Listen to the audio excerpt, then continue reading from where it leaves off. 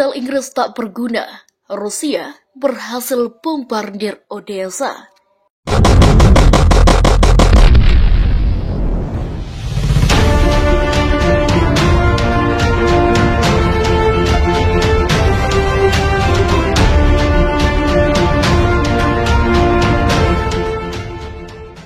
Perdana Menteri Inggris Boris Johnson meyakini militer Rusia telah mengubah taktik dalam perang di Ukraina. Serangan rudal yang menghantam depot minyak di Odessa membuat sejumlah senjata yang dikirim Inggris tak berguna.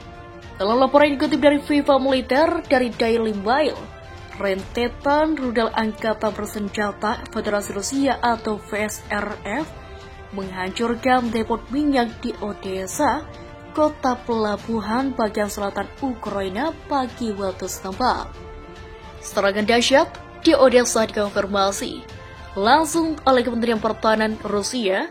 Dalam pernyataannya, Rusia memastikan depot minyak di Odessa adalah sumber suplai bagi pasukan militer Ukraina di Mykolaiv. Pagi ini, rudal laut dan udara presisi tinggi menghancurkan kilang minyak dan 3 fasilitas penyimpanan bahan bakar di dekat kota Odessa, bunyi pernyataan Kementerian Pertahanan Rusia, di mana bahan bakar dipasok ke sekelompok pasukan Ukraina ke arah Mykolaiv. Lanjut pernyataan tersebut, kabar serangan rudal Rusia ini sudah sampai ke telinga Perdana Menteri Inggris Boris Johnson. Aksi militer Rusia yang menyerang kota dengan menggunakan rudal berbaris peluncur laut jelas membuat ribuan senjata kirim Inggris tidak berguna. Oleh sebab itu, Johnson terkabarnya telah memberikan pernyataan kepada kabinetnya untuk mengirim rudal pertahanan udara berbasis peluncur laut. Salah satunya adalah rudal Harpoon yang sangat diinginkan oleh Presiden Ukraina Volodymyr Zelensky, seorang anggota intelijen Inggris yang intensitasnya dirahasiakan, mengkonfirmasi kebenaran Johnson untuk segera mengirim rudal kembali kendali pertahanan udara berbasis peluncur laut. Perang belum terakhir, tetapi sasaran sudah ditempatkan. Mereka Rusia sedang berkonsentrasi di selatan. Sasaran selanjutnya adalah Odessa, ucap anggota intelijen Inggris tersebut.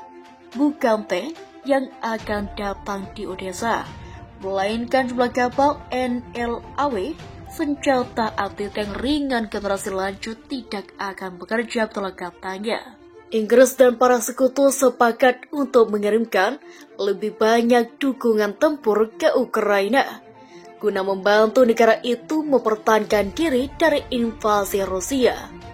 Hal ini dikatakan Menteri Pertahanan Inggris Ben Wallace kepada para wartawan setelah ia menjadi tuan rumah bagi 35 mitra internasional pada pertemuan kedua Konferensi Internasional Donor Pertahanan untuk Ukraina atau IDDCU pada Kamis waktu setempat.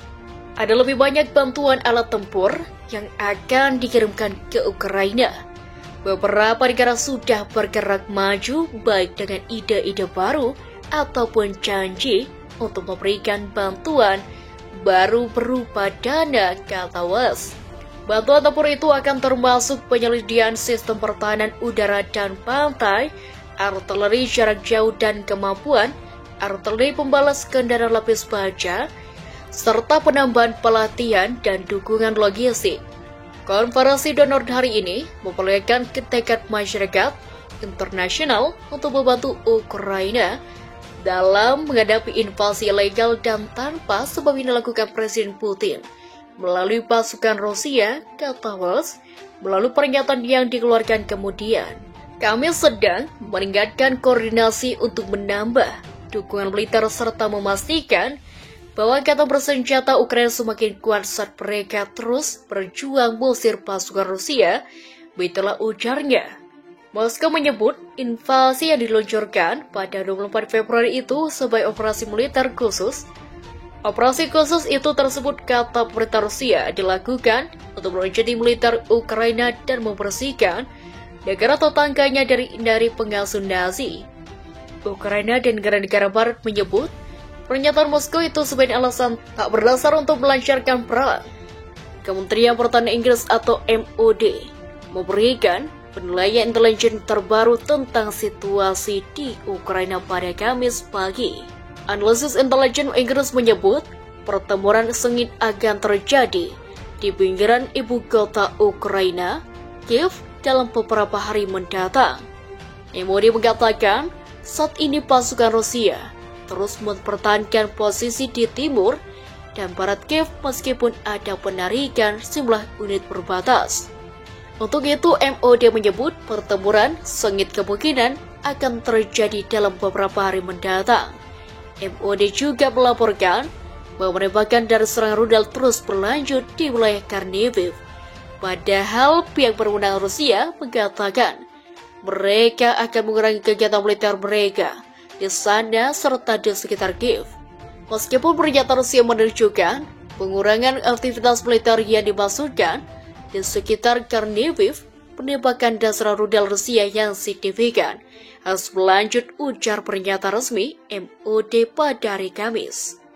Kementerian Pertahanan Inggris juga mengatakan bahwa pertempuran sengit terus berlanjut di kota pelabuhan Mariupol, yang merupakan kota itu tetap menjadi tujuan utama pasukan Rusia.